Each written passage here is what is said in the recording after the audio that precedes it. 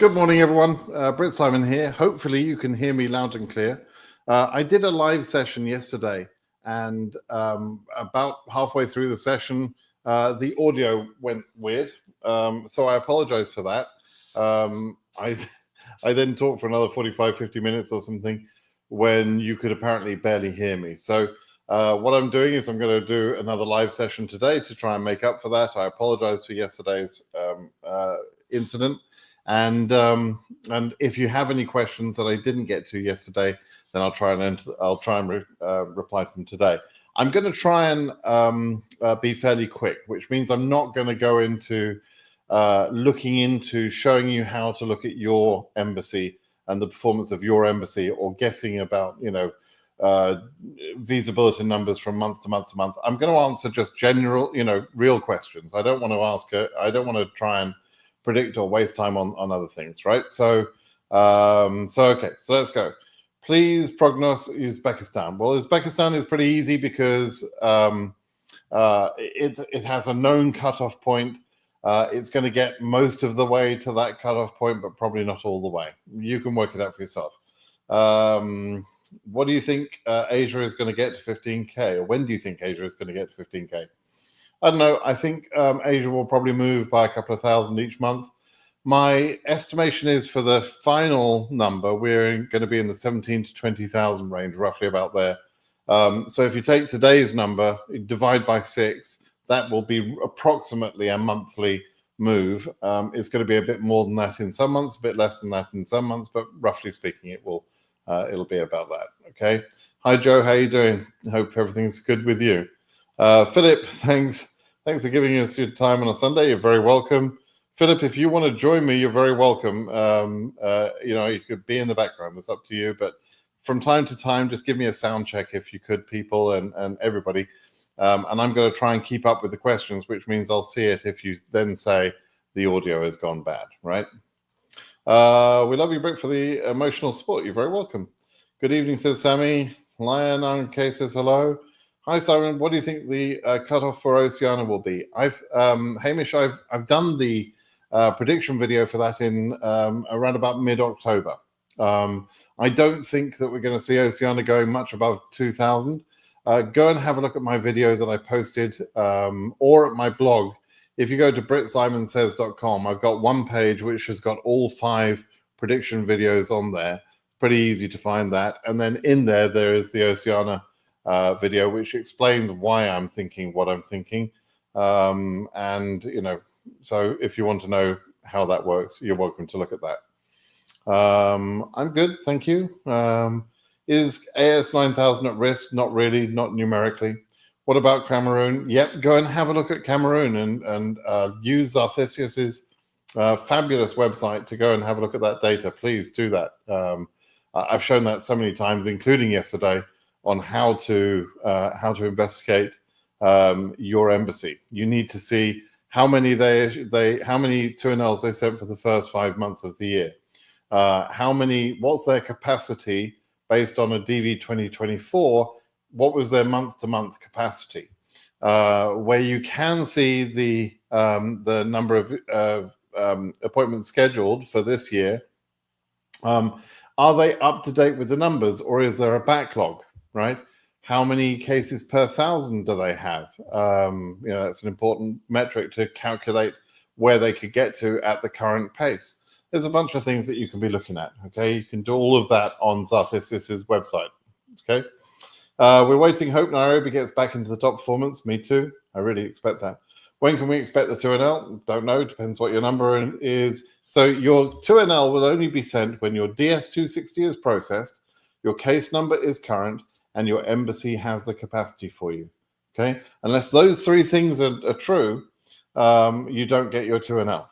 Okay, please provide a forecast of how many 1,000 case numbers will be processed at the US embassy in Tashkent. How many 1,000 case numbers? Crikey.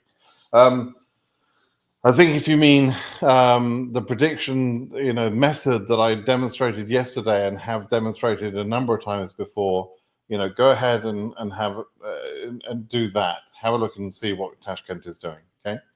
During my entry for the DV, the system automatically rejected my passport picture. Why did that happen? I don't know. You probably just didn't follow the instructions. The instructions are very clear about the size photograph it should be. And if your photo is too small in number of total kilobytes, or it's not the right number of pixels, then it will be rejected on those technical grounds. That's probably what happened to you. Ahmed says, hey, something good. Hey, good to see you again. I have a wife. She has a pregnancy of a 6-month period, and my interview date is like April. What is like if she gives birth after the interview or visa issued? Please give advice. Thanks. Okay, go to Google. Brit Simon. The words you're going to put into Google is Brit Simon newborn. Okay, and in there you'll see a web page where I give certain scenarios. What if the baby is born before your interview, but after your 2NL? What if the baby is born before your 2NL? What if the baby is born after your interview? I give all the scenarios and I explain what you have to do. So Google that article, Brit Simon newborn, and it will explain everything. And there is a procedure for every stage. Okay. Canty Joe says, hi Simon, what kind of documents will they need me to produce to prove that my 17-year-old is married and not eligible for DV lottery? Well, you'd have to show the birth certificate. So obviously you left the 17-year-old off your entry, right? That's essentially your problem. You would have to provide the birth certificate and then also provide the marriage certificates for your 17-year-old, and preferably proof, depending on what sort of country you live in and whether their documents are trustworthy or not, frankly. You would need to provide perhaps extra proof. So if your 17-year-old child had a wedding, there were presumably some celebrations, there were some photos taken, you could take that, right? And then you would say, well, I didn't include my 17-year-old child because I followed the instructions. Here's proof that the marriage took place on this date in terms of the certificate, the wedding certificate, and here's the proof from the point of view of photos. Okay. Someone says, please, I stopped using the email I use for my DV. So what can I do in case I won? Doesn't make any difference. You don't need that email. You don't need access to that email. You just need to know what email address that was, potentially, if you didn't keep your confirmation number. If you lost your confirmation number, you can retrieve the confirmation number, but you need to know several pieces of information: your name, your date of birth, your full name, and also your email address, right? So as long as you know that email address, you don't need access to the email inbox. You just need to know what email address was used. Okay. DV is the most challenging process one can ever go through. No, it's not. That's absolute bullshit. DV lottery is a challenging process in some respects. It's a test of patience. It's a test of honesty. It's a test of your ability to follow some simple instructions. But you compare that with other ways of getting a green card. It's absolutely the much easiest way of getting a green card. And getting a green card is not an insignificant thing. I mean, people have tried to value, the value of a green card. If you imagine a green card can, change someone's life. It can change their wealth, their health, literally their health. I mean, if you come from a country where the life expectancy is 60, 65 years old, and you move to America where the life expectancy is 80, then it's a very significant thing to win a green card, right? Because you move to a country which is safer, which has better healthcare, where you can make a decent living and perhaps even get wealthy. It's a big deal. So if you compare DV with other methods of getting a green card, it's not a difficult process at all. AS9000, Oman Embassy, when can we expect 2NL? I don't know, a couple of months. Go and have a look at the data. Lilian RNK, thank you. Brit Simon, I got my visa DV25. Thanks for your support. You're very welcome. Glad to hear it. Estimation for Africa cutoff, please. I have given 5 videos. I've published them on my YouTube channel. So I am Brit Simon on YouTube. Very easy to find. And you can go and have a look at those videos that I've posted over the last couple of weeks. Okay. I want to know if it's advisable to do medical exam before the interview or after the interview. Generally speaking, almost all cases, they expect you to do the medical before the interview. In some cases, actually, if you don't carry out the medical, they will try and stop you taking the interview. So you normally have to take it beforehand. In some circumstances, some people have managed to delay the medical until after the interview, and they did that deliberately to slow down their visa issuance. That is not it's not a plan I would recommend for most people. It used to be safer to do that. Nowadays, I don't think I would recommend doing that. But generally, you're expected to do the medical before the interview. Okay. Hi, Simon. Why selectee is reduced from 55K to 52K? There's a program which is to do with special category immigrant visas. I think it's a GV is the visa category. So we always had NACARA. NACARA used to take 5,000 of the 50,000 visas. Recently, the number of people who are eligible to go through the NACARA program, which is a different program, not related to DV, the number of people related to that has gone down significantly. But they introduced this new program, and in this new program, which is for people that have helped America abroad in some of the battles that we've been fighting, etc. With that new program, they said, okay, the previous year's visa issuances under these new special visa categories will be taken off the next year's DV lottery. So in the fiscal year 24, almost 3,000 visas were given out on that program. And those 3,000 are being deducted from the DV25 program. That's why there's a reduction. We know the number. In fact, Philip, I believe you published the number, right, the other day, 2968 or something. It's almost 3,000. So there you go. Hey, sir, I asked you yesterday about my case number for Morocco, 34K, but you had voice glitching. Thank you again. So Morocco 34K should be fine. I'm just scrolling down just to make sure nobody's complaining about my voice. No, that's fine. Yeah, should be okay. Morocco 34K should be fine. Morocco 40K should be fine. I'm going fast, by the way. I'm going fast, so don't want to waste a lot of time. I'm trying to answer as many of these as possible, and also try and keep an eye on the bottom of the list of the messages so that I can see if anybody is reporting that my voice is not good or clear. Hello, Simon. If I'm married to a US citizen and also the winner of the DV lottery, can I include my spouse details in the DS-260, although he is a US citizen, or does he have to do an application from his end? Why would a US... Oh, dear. Why would a US citizen need to do an application for a DV lottery green card? He wouldn't, right? Now, you can list your spouse being an American citizen on your DV lottery application, your DS-260, but make it clear, and there is a space in the application, that he is an existing citizen. You don't need to apply for a green card for your spouse, obviously, but you can list your spouse. You can also keep both applications going, by the way. So your citizen husband or wife, spouse, it's not clear, but your spouse, your US citizen spouse can sponsor you for a green card. And that's another process that you can go through, and you can do both processes at the same time and see which one finishes first. DV is likely to finish first, but it's not always the case. Okay. Handsome boy 27 said, hi, watched your EU region video and know my EU 35,000 number is high risk. But when will we know approximately that we don't get current? July or August VB? Yeah, good question. So the visa bulletin that is published in July is called the August visa bulletin, and it affects the interview numbers for September.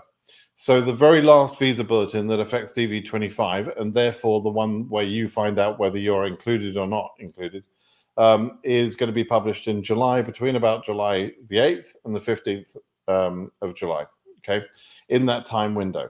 It won't change after that point, okay? So if you're not current at that point, you won't be getting current. Then that's the final point when you will know your journey is over, your chance is gone.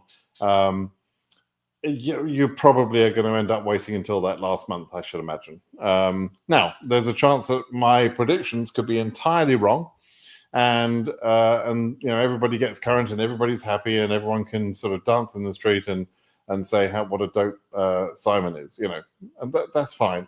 I would love to be wrong and find that the numbers go higher. I'd love to be proven wrong, but we'll wait and see until July. Okay, so that's when you find out. What do you think about 41.5 Algeria? It's not bad. Philip, did you buy Trump's coin? No, I didn't. Seems like he'll be busy with crypto, not with immigration bans. Honestly, the number of scams and bullshit that guy comes up with is just amazing. Selling meme coins now, and obviously that's just it's fine. It's a high risk investment if you're interested in doing that sort of thing. But no, I didn't do that. Please do a video job experience route. Okay. Yeah, I'll try and do a job experience, a work experience video, but I have done in the past. If you Google Brit Simon work experience, you'll find my articles on that I've written. I've done an awful lot of content over the last 10 years. Mohammed, hey Brit, can I email KCC and ask them when to expect my 2NL AF22K? You can certainly do that, yes. Their answer may not be very helpful, but you can certainly ask them. Do a prediction for Asia, please. I already did. The video is published. Already did it. Just have to look at it. Hassan Bashir says, greetings from Somalia. Do you think the VB will reach 40K in the next month? No. We'll probably see sort of increases around about 5,000 per month, plus or minus, give or take a little bit for Africa. That's probably what will happen. So no, I don't think it'll go to 40K next month. 51K Monrovia. How well is the embassy in Monrovia behaving? Please have a look at the data on Zarthisius's site. I've got to put my teeth in. How do you expect good luck lawsuits results to influence DV in the case of Trump decided to process visa very slowly? I mean, they just lose time until September 30th and then it will be over. So it's a good question. So what did the good luck lawsuits and the other lawsuits, Gomez and so on, what did they teach us or what did they establish in terms of the law? Basically, a couple of things happened. The appeals process finally came back after all the appeals process and said, you cannot reserve visas for issuance after the end of the month. The end of the year, the fiscal year. You cannot reserve those visas, right? That fundamentally is why the appeal was shot down on in the government's favor in the very end, right? And the appeal didn't actually resolve some of the other issues of behavior.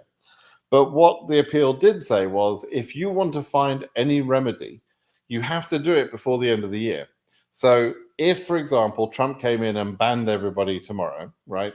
He's being inaugurated tomorrow. If he came in and said, I'm stopping all entries to the USA, I don't think that's going to happen. But let's say he did that, right?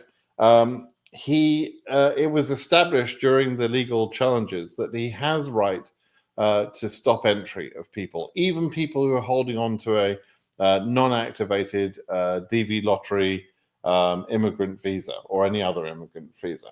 He could, if he wanted to, stop entry, right?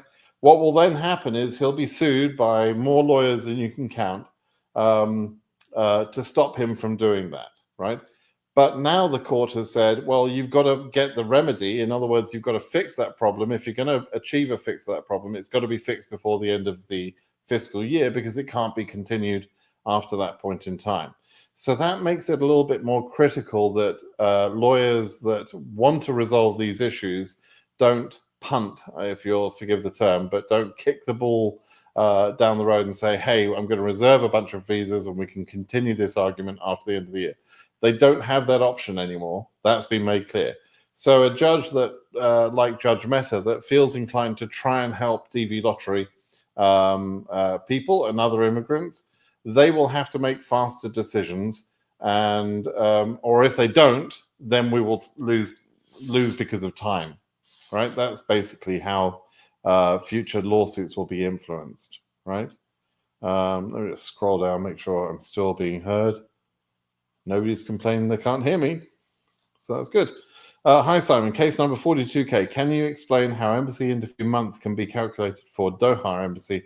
Yesterday, didn't understand the calculation you did yesterday. I don't want to do it again now because I don't want to lose the chance to try and answer as many questions as possible. But essentially what the process is you're finding out the capacity that you're going to assume for the embassy. And you find out that capacity by looking at what they did in DV 23 and 24 and then making a judgment. And it's a guess, right? We can't be sure what the capacity is. Up until 2 weeks ago, I'd have put the capacity for Accra embassy at 0 because they took 0 cases for 5 months. And then all of a sudden they took 300 cases. Well, you can't account for that, right? You can't predict how they're going to suddenly behave differently. But with some embassies, you can see a consistent pattern where they take 40 cases a month or 50 cases a month. Okay, so then you know the capacity. If you know the capacity and you can figure out how many cases per 1,000 there are for that embassy, which you can do by looking at the data and figuring out, okay, this has got it's got 20 cases for each 2,000 on average. Well, then divide that by 2 because we're for each 2,000, right? So you want to find the 1,000 cases. So that would mean they have 10 cases a month. 10 cases per 1,000. If the capacity is 40 and the average number of cases at that embassy is 10, then that embassy can take 4,000 numbers worth of cases per month. That's pretty simply it. And then you just use a little bit of common sense to say, okay, that's just a prediction. Predictions are not 100% accurate, but at least it gives you some idea of how things are going to go. Okay. Yeah, did that. 69 safe to meet in Doha, Qatar. Yes, probably. Hi, Simon. When is the interview for AF33K? Is there any hope before March? No.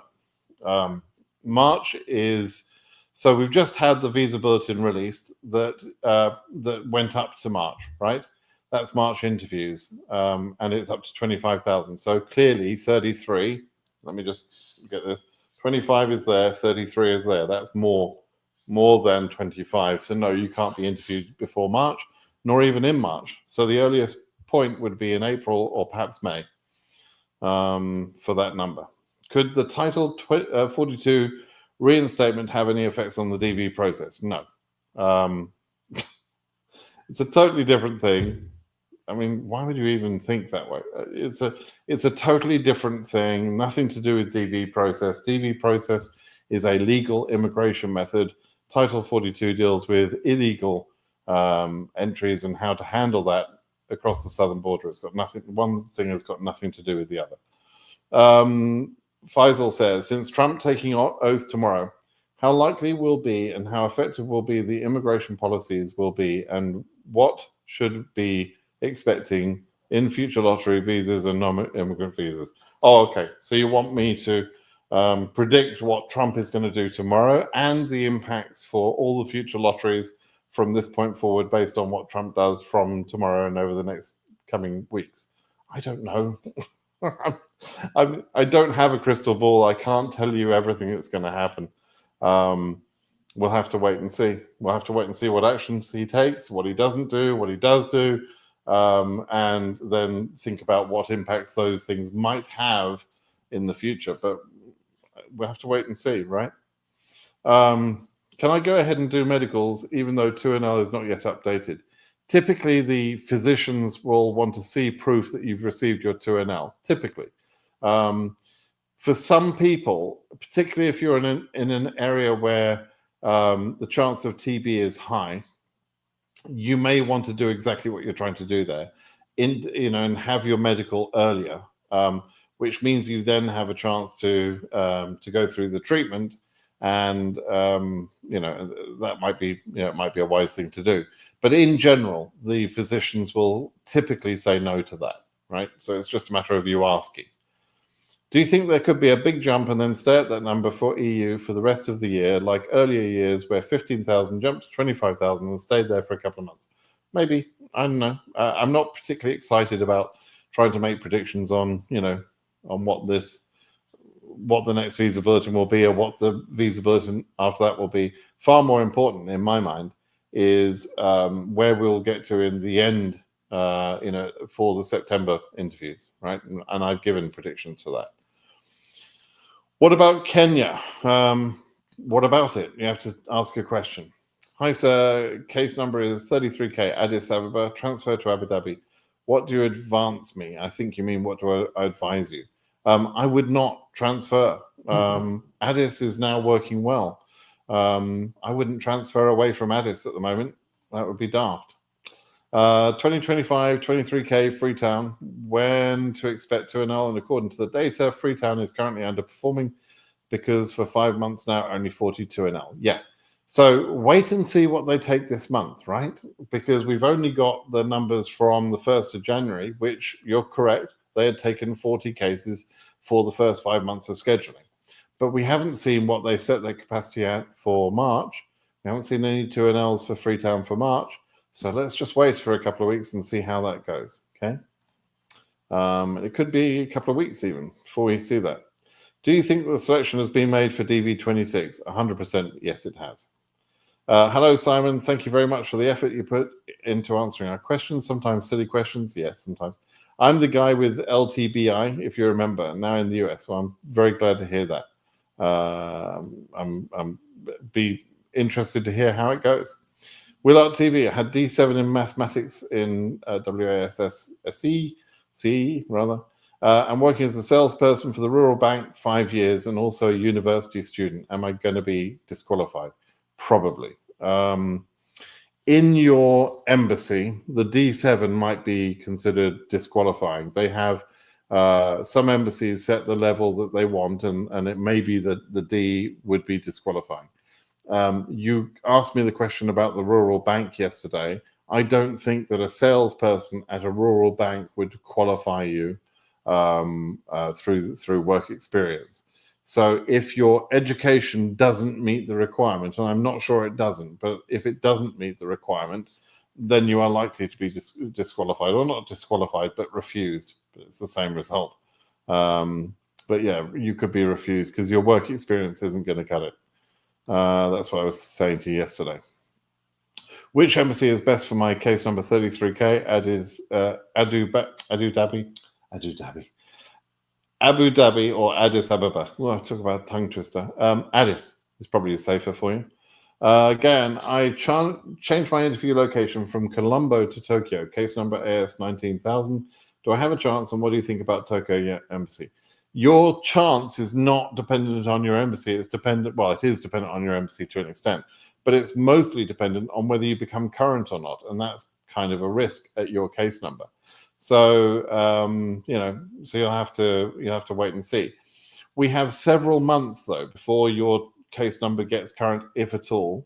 And so during that time, you can watch the relative performance of your different embassies and see where you think you might have the best chance if you get current, right? There is time for you to do that. You don't have to make that decision in January based on little data. Amadou would like to know if I can email KCC to ask the status. Yes, I think I already answered you. Hi, Simon. Is it a problem to renew the passport after getting the interview date? No, you can do that. Mantha, go work, Mike working again. Yep. Bummer, you said a lot of things about Montreal and Canadian citizenship yesterday with bugged audio. Oh, man, that's a shame. Out here making tea, wondering which shelf my passport is sitting in. I'm just wondering when you're going to enter the USA. So, yeah, I don't know what I said about... Oh, I did talk about MTL. Yeah, I was talking to you about... You posted something. I'll talk to you on the Telegram channel. But I saw that you posted a pretty long sort of... position on discovering that a lot of Iranians at Montreal are, the reason that we see high DS-5535 numbers at Montreal. That's not entirely true. It is partially true, and it's something we've already known. It wasn't a big surprise to most of us. But what is unusual about Montreal is that they also give DS-5535 to some people who've got absolutely no reason to receive that. So that is a bit weird. But yes, of course, Iranians, wherever they interview, are more likely to get DS-5535s and extensive 221G. Marwayne, yesterday I received an envelope which is Form I79C. It says that they must collect my biometrics to process my application. Yeah, you asked about this yesterday, Marwayne. Go ahead and do whatever it says on the letter. It's an appointment for you to go to a biometrics interview. The reason that happens, and it happens quite a lot on DV cases, is that sometimes the embassy's collection of your biometrics is not good. It's not good enough. And so when you come to America, they're going to ask you to repeat that. It's no big problem. It's not a problem for your case. It's just something you've got to do, right? And, and if they send you an appointment date and by that time you've left America and you're all panicky, no need to panic.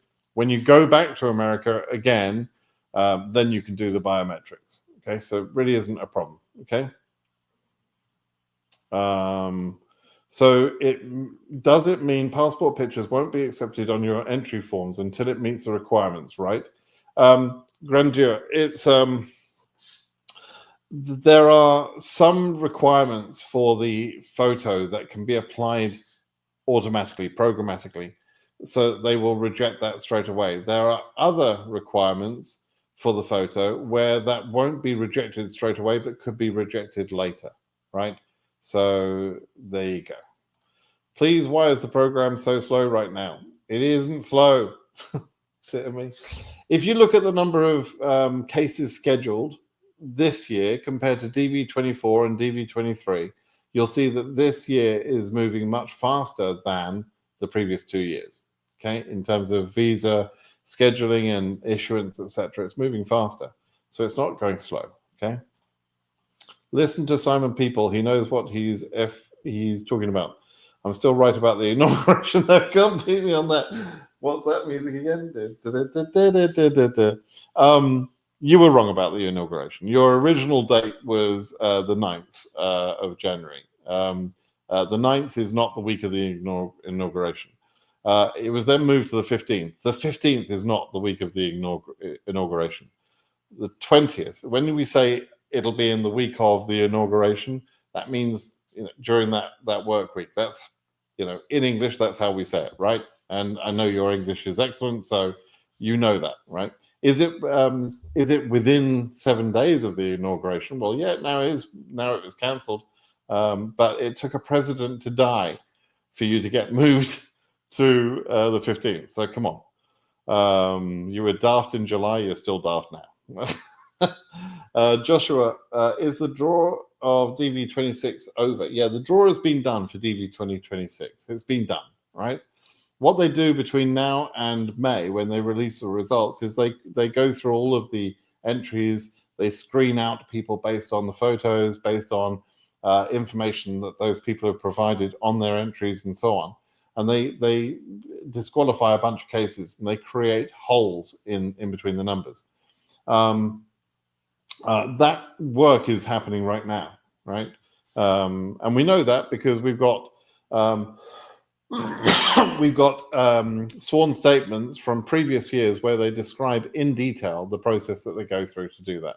Okay, so yeah, it's been done. LA says the irony about this lottery is that you follow all the requirements, especially the photos, but at the end you're not selected. Fish, orange, wide eyes. Yeah, it's a lottery. A lottery is, as the name suggests, a bit of chance, right? OC winner 1700, good. Awaiting 2NL. I've not put my relatives' contact details in the DS260, but I have enough funds to fund myself for 6 months till I get a job. Is that okay? Yes, it's probably okay. Hi Simon, DV24 winner. Got my green card mid of September. What could explain the high case numbers from last year? The high case numbers. Do you mean the fact that they made the regions current and they pushed at the last minute? It was bullshit. If you look at the number of cases, if you look at that last visa bulletin, go back and look at the last but one visa bulletin, take the numbers. Like I think EU was at 35,000, or not even that, actually, not even that. The previous month, the last month, and then was pushed to 50,000, right? But if you look at the number of cases that actually got scheduled between 35,000 and 50,000 or whatever it is, It's a tiny number of cases. There was not capacity in the system, both at the embassies, nor were there enough visas to justify those numbers. So it was just a bit of nonsense and kind of cruel in some ways, but it did help some people at a few embassies, and it also helped AOS cases. So, hello, Simon. I'm winning from Sierra Leone, but the Freetown Embassy, according to SEAC data, is underperforming. Correct. I want to change my interview location to Monrovia. Case number is 30K. Okay. You might want to do that. If you do want to do that, that's up to you.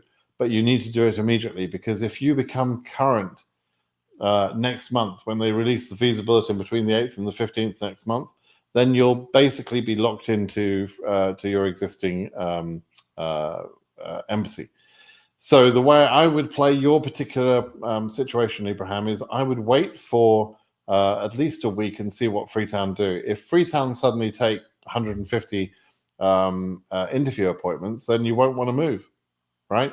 So I would wait, watch and see what they do, and then at the beginning, the very early part of next month, if you still want to move to Monrovia, that's when you would ask KCC to unlock your DS-260 so that you can modify the address, because you've just moved to Monrovia.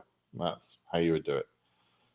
By every year passing, are people applying less for DV or applying more every year? It's about the same.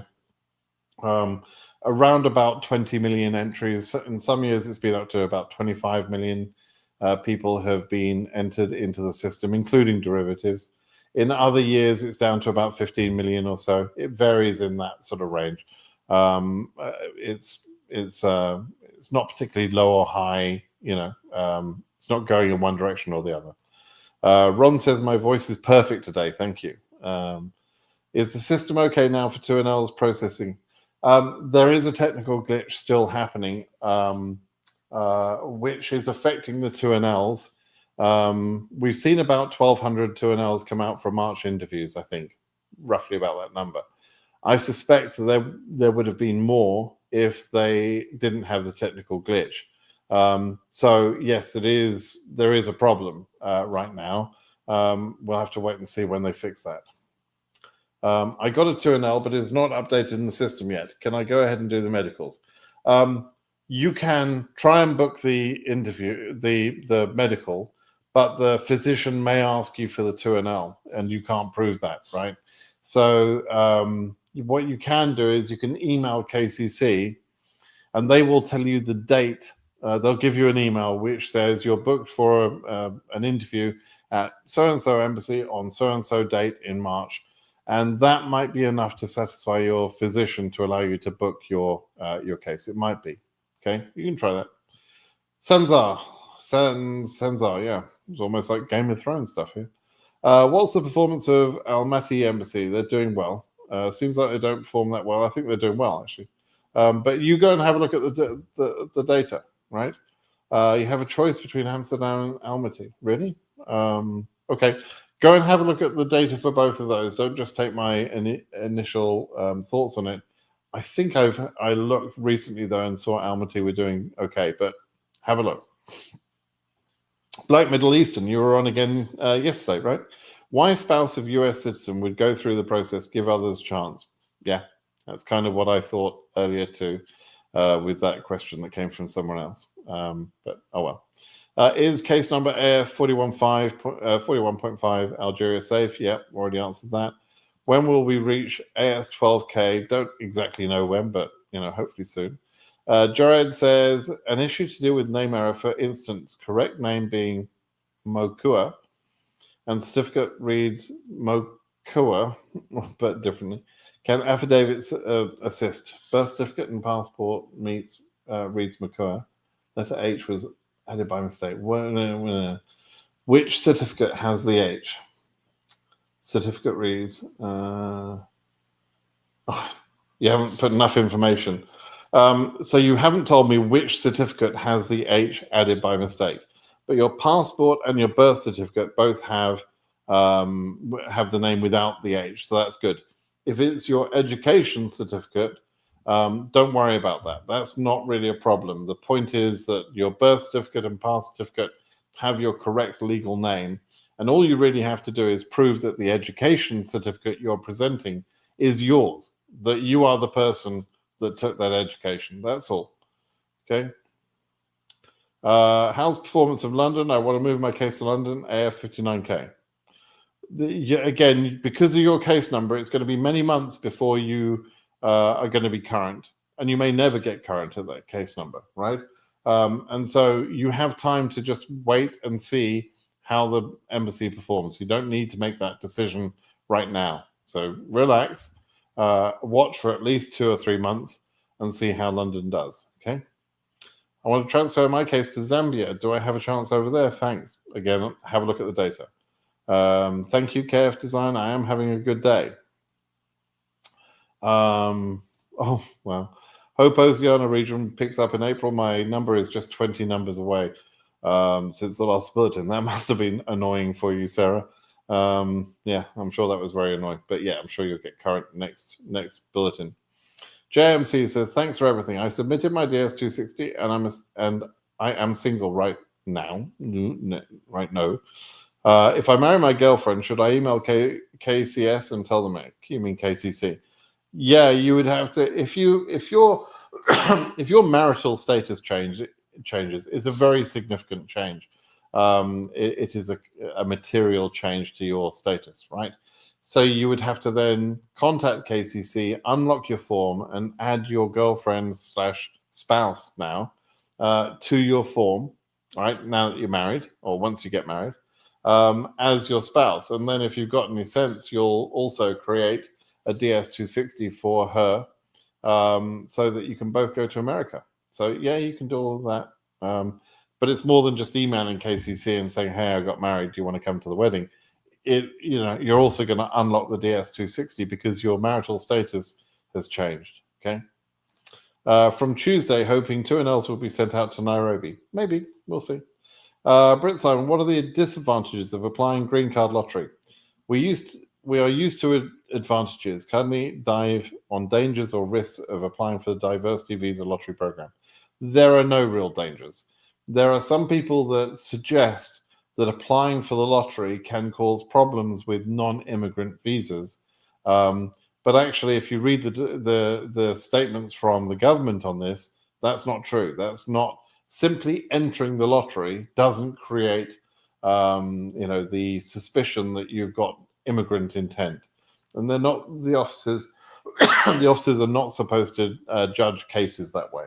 There will be some, probably, consular officers that might be looking at a non-immigrant visa application, and they might ask, "Have you ever applied for the green card lottery?" And you must be honest, right? So don't lie, for goodness sake, don't lie. So you say yes, right?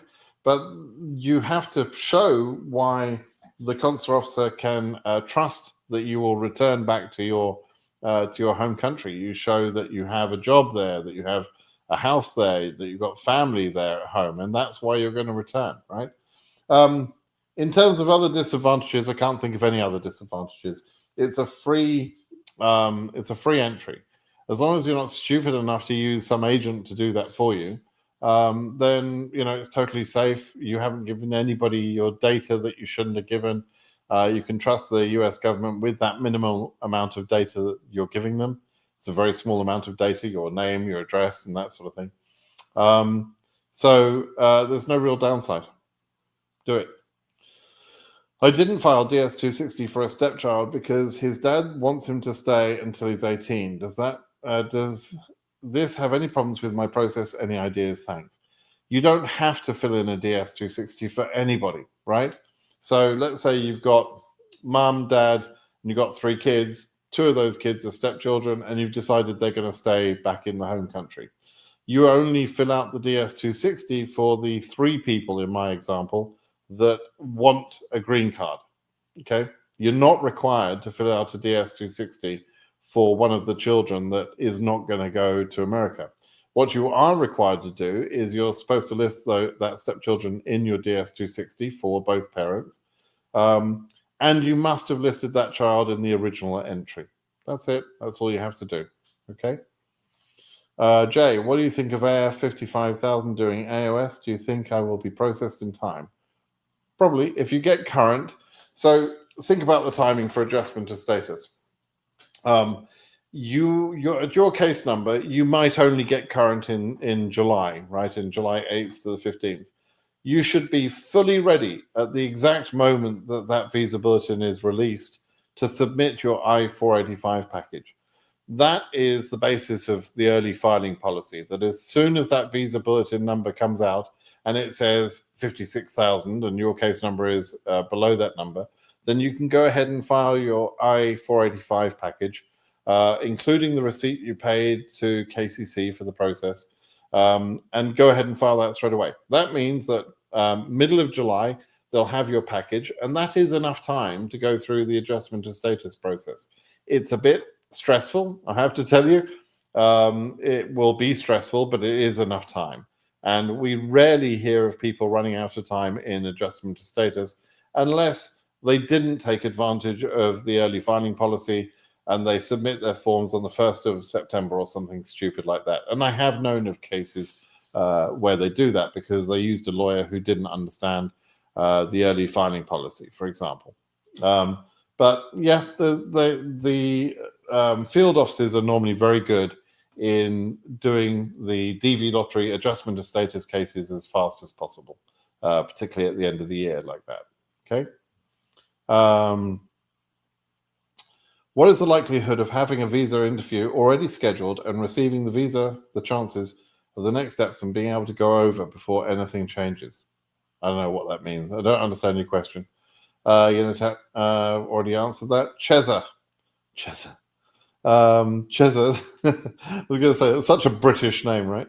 OCDV25, London Embassy.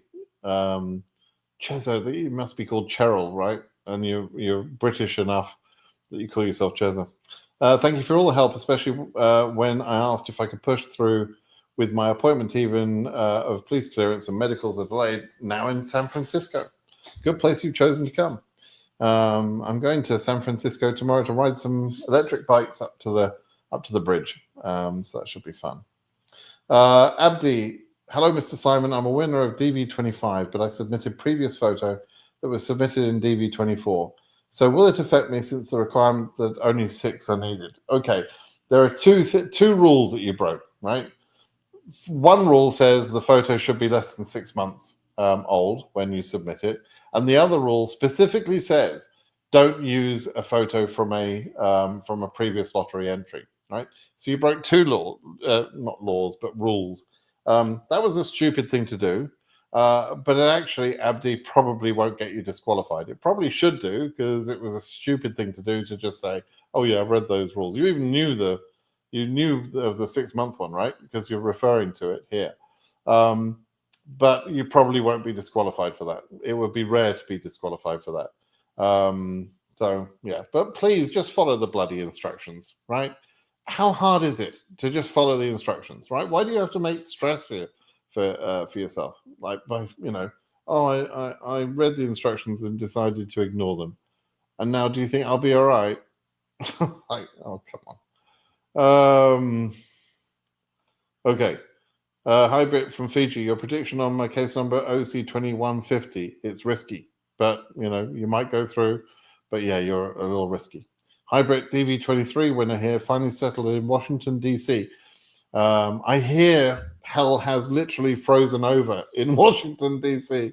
So you went to Arizona, hottest place on the planet, and then you moved to Washington D.C.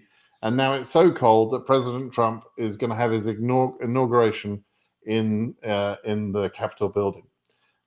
It's not because, I'm sure it's not because of the potential of the crowd size being pathetic again. I mean, sorry, not again. I mean, just pathetic. It's not because of that, I'm sure. Because people, you can't have MAGA supporters going outside and getting their little tootsies all cold, and they'd be upset. They'd be sad, right? If they're cold. It's such a joke. But anyway, Washington, D.C. is a good place to be. There's lots of exciting stuff there, lots of government jobs normally. Trump's administration is probably going to make a lot of people unemployed over there, but oh well.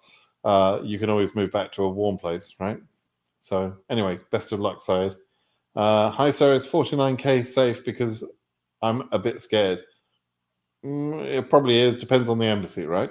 Do people from Guyana in South America win the DV lottery, or if they win, do they actually get visas? Yeah, you can go and see what Guayaquil, right? Guayaquil? No, it's Ecuador. You can go and have a look at the numbers. If you look at the visa bulletin, go Google the words visa bulletin, then go to September 24th, and you'll see the numbers there. I don't think Guyana is restricted, but anyway, go ahead and have a look. I think they do. I think they're included. Yograd says, I need to change. All right, I'm just see if I can get to the end of this. Oh, it's never-ending list of questions. Let me try real fast then. I need to change sponsor due to insufficient income of sponsor that I have now. Should I unlock my DS-260 now, or should I unlock it after 2NL? Don't unlock it at all. You can just tell them at the interview, right? Hello, sir. How can I know if I'm a DV lottery winner? The results will be out in May. You can check then. Hello, Mr. Simon. If someone is a refugee in Africa and is a winner of DV lottery, and I want to do his interview, like simple, not a refugee, does a US consulate can discover it? Don't lie, for God's sake. It should, like, you don't want to turn up to the interview and pretend not to be a refugee if you're actually a refugee. Don't lie to the US government when you're asking them to give you a green card. It would be the stupidest thing you could do. Don't be a muppet, right? Just be honest. Honesty costs you nothing. I don't know why people come up with all sorts of creative ways to make their lives more complicated by lying. So no, don't lie. Tell them the truth. Can I have hope? Case number is 10,500 from Nepal. You're on the cusp. You're in the slightly risky zone. You probably will be okay, but you'll have to wait and see. Hi, Simon from Asia. I have a big case number. When I searched at SEAC website, it shows as MVC. Is there a time period for this to get processed? And can we check the progression? The status that says at MVC is every single case that hasn't been scheduled is showing at MVC, and it will stay in that status until you're scheduled, right? You can understand the data better by going to dvcharts.zarthisius.xyz. I show that website all the time, so you can go ahead and have a look at that, and you'll understand where your case number exists. Okay. I have to laugh, by the way, Christoph. I like the way that my friend wanted to pass his lottery and doesn't want to say he's a refugee. I want to hide the refugee status. Yeah. So it sounds like it's you that we're talking about, not your friend. But anyway, if it really is you and you're telling him to lie, then yes, don't tell him that. And tell your friend to not listen to you anymore because you're not making smart decisions. Abdi, I have an appointment, so does it affect my... I've already answered that. Case number 51 in 450. 451, that's a very low number. I wonder if you mean 45,100 in Zambia, in which case you'll have to wait for a bit. Yep, already answered that. Let's see. Can being a university student help me at the visa? My interview is in Accra Embassy, already received the 2NL. I don't have any work experience and I had D7. Oh, it's Willart TV again. So we talked about this, Willart. We've already talked about it. If your D7 causes a problem, then your work experience is going to be a problem, right? Do you have to pass all the subjects in your high school diploma to be qualified for a visa? So similar question to what Willart TV was asking. The standard that you need to meet in order to be eligible for the DV lottery on education is the same level as a US high school graduate, right? Now, it doesn't matter whether your education system in your country calls it high school or whatever else, but it's the same level. What's the point of that level? That level in an American, for an American kid, means that when they finish high school at about age 18, they are then able to enter college immediately. College is called university in most countries, but here in America, they call that college. And it's where you can start a bachelor's degree course. So in other words, what they're saying is you've got to be at the level of education necessary for you to enter a university bachelor's degree course without any other education or any other testing. That's basically the level. So some people come to me and say, like in the British school system, when I went through the British school system, I finished high school at age 16 and I got my GCSE O levels at age 16, right? And then there's college after that in the UK, which is another 2 years. Well, in the UK, you have to do that further 2 years to then be able to go on to university. So when I finished high school, it's not the same as high school in America. All right. So, you have to understand what the level really means. And what it means is you can enter a university, a reputable, real university, not some bullshit Trump university or some nonsense like that in, some dopey, far off university in some country or whatever. It's got to be a reputable university that you can enter that university based on the education you've already got. If in your country you have to have a minimum number of passes in core subjects in order to enter university, then that will be the requirement that the embassy set. And so they might say, yeah, you've got to have passes in these 4 core or 5 core subjects, right? English, math, physics, or something. They will set those requirements. The embassy will know. The embassy doesn't always publish that information, and so they leave you to get surprised when you go. But the question is, could you immediately have gone into university with your education level? If you get a failure in English and maths, probably not, right? That's why why the level is set like that, right? Okay. It's been 6 days. There's no update after I received an email for 2NL. Yep, it's nothing personal. Everybody's in the same position. AF22K did not get 2NL, but when checking the visa status, it said in transit to consular section. What does this mean? That when cases are scheduled for interview, KCC put the case into a status called in transit. It was in MVC. All cases are in MVC to start with. Then KCC make the status in the SEAC system in transit. And then when the embassy updates the database, they will mark it as ready. Okay, so if you're in transit, it means that your embassy haven't yet updated your case. They may have received the case, they may have looked at the case, but for whatever reason, they have been slow to update it to ready. That's all. It's not really a problem. You just have to wait. Okay. I did a scan on SEAC now. 2,286 2NL sent last week, and people say it moves slow. I didn't realize it was that many, actually, Philip.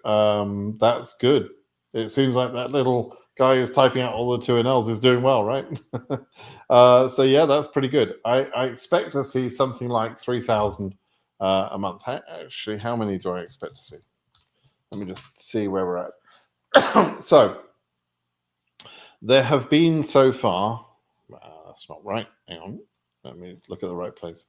There have been 13,260 cases scheduled already up until Friday night. This is Zarth's data, right? Referencing 26,288 people. So that number, that 26,288 has got to get to about 65,000, roughly speaking. So we need another 40,000 people being scheduled, which will come from about 18,000 cases. So since we've got 6 months left, we need about 3,000 cases per month. If they did 2,200 in the last week, that's really good. They're making good progress. But we need to see about 3,000 a month, right?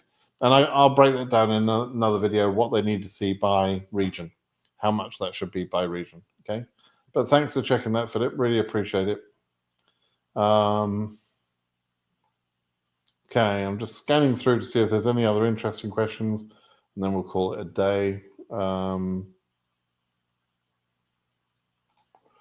Thanks for the response. Case number EU 19,000. I see that 13,000 is currently the last visa bulletin. Yep.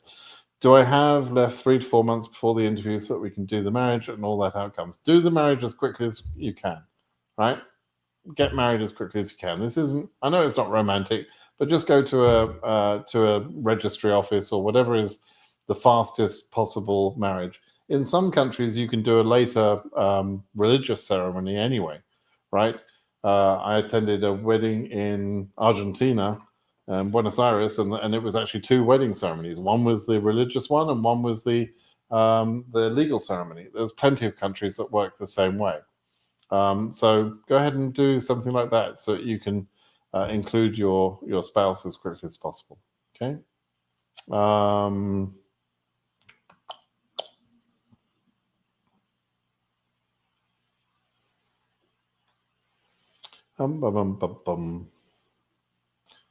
Oops. Joseph said, "Hi, Brit Simon. I saw an online survey on Trump's first task in the office. No immigrant visas topped the list. What does that mean? No more immigrant visas, or what do we expect? Make a prediction." I'm not going to predict what that orange Muppet is going to do tomorrow or the day after. I don't know what he's going to do. I think he will take action against illegal immigration as he sees it coming through the southern border. I think there'll definitely be some sort of executive orders designed for that. I think there'll be executive orders designed to remove what he would term illegal immigrants, particularly those who've committed crimes in the USA.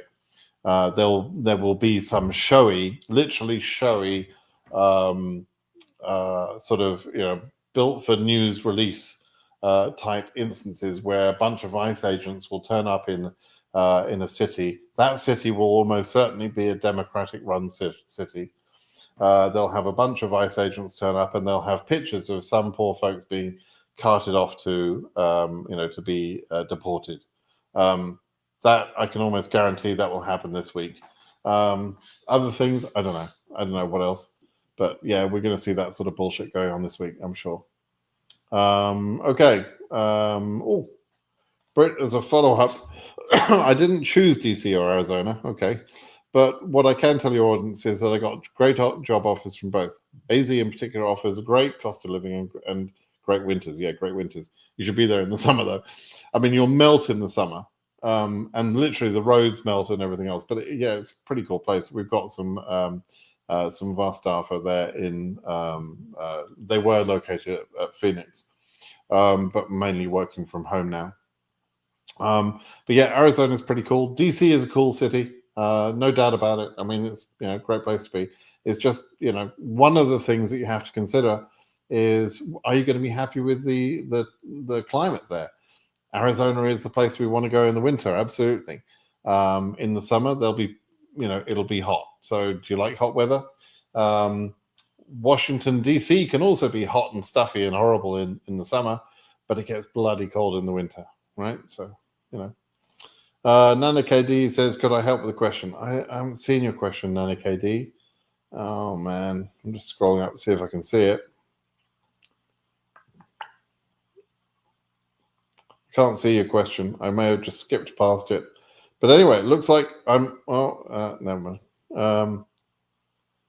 John Mgogo, why don't you want to answer my question? Put your bloody question there. Oh, dear me. I don't know what your question is. Oh, here we go. How do you adjust your status if you win the DV? I didn't answer it because it's a silly question. I've already created videos and articles, etc., and it's such a vague question, right? So what can I say? You adjust status you've got to be in America on a non-immigrant visa. You've got to have remained in status all the time, and if you're there, you can adjust status. But are you a winner? Are you in America on a non-immigrant visa? I mean, give me a little bit of specificity, and I won't just ignore your question. But when you ask such a vague question, then all I would say is, well, go to my blog and read about it if you're going to give me no information. So there you go. And the reason I didn't want to answer your question was because it was too vague. Huge respect to you, sir. I'm going to answer a couple more questions and then we'll call it a day. Most of the people nowadays ask money for small help, and here you are doing everything for free. You have saved so many people's money. Big salute to you, sir. Yeah, I was teasing or commenting on another YouTuber, diversity visas and more. This guy is not the brightest, sharpest tool in the box, shall we say? And he charges $20 per month for his guidance service. Right? I don't charge a bloody penny. Never have. I don't know why people charge for this. It should be free information. I do this because I want it. So the diversity visas of me guy came up with this new theory. I mean, he's said such stupid things in the past, it just makes me laugh. But his latest theory is that the visa office didn't have any information on how issuances and everything else was going until the SEAC data was published on January the 1st. So this guy doesn't think that the government have access to their own database before they make it available to us. He really thinks that the visa office didn't have access. I mean, so Zarthisius was joking.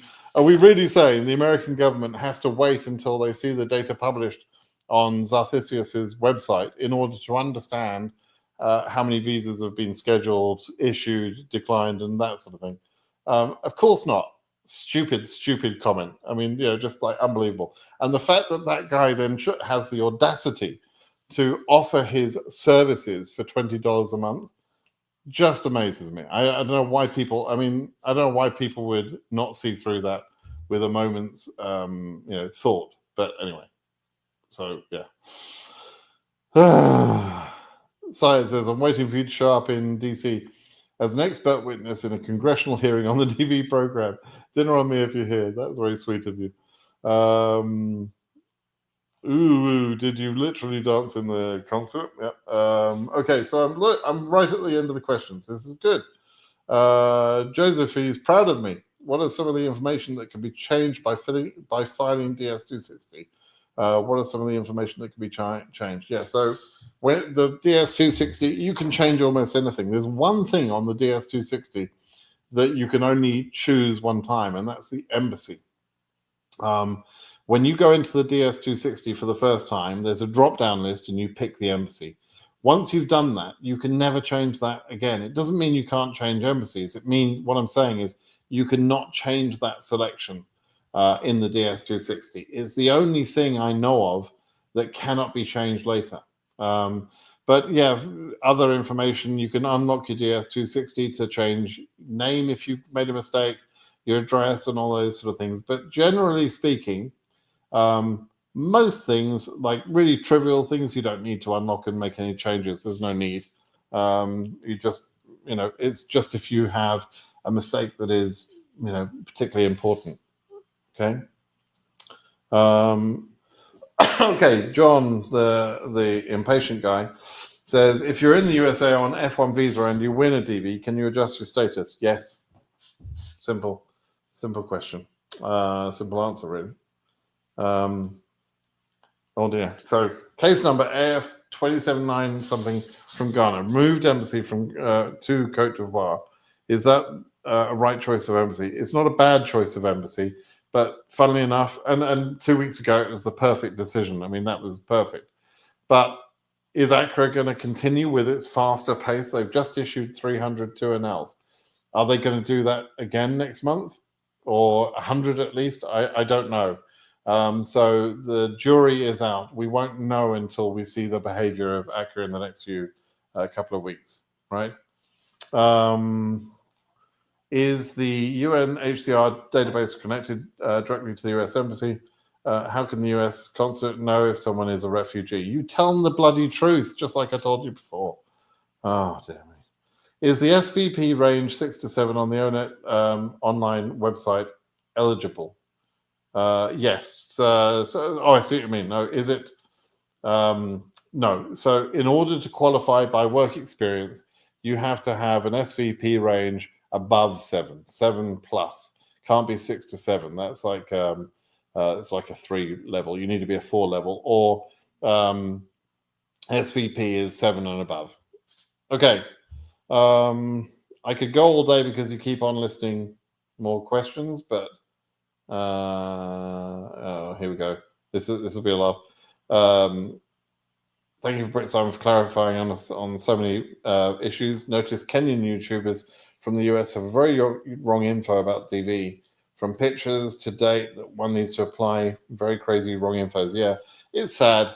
I hate to see all that because, you know, this is a relatively simple program if you just follow the correct instructions. But when people come up with bullshit and they give everybody else bullshit and they're trying to make, you know, a few bucks on some guidance program bullshit, that's just going to cause more chaos if that person doesn't know what they're talking about. And it's upsetting to me because, you know, you're messing around with people's lives.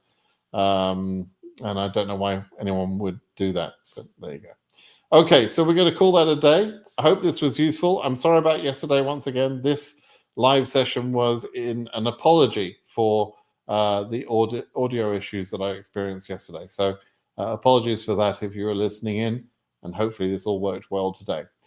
Please do subscribe to the channel. Give me a thumbs up on this video if you can, please. That would be greatly appreciated. And I'll see you soon. Bye-bye, everyone.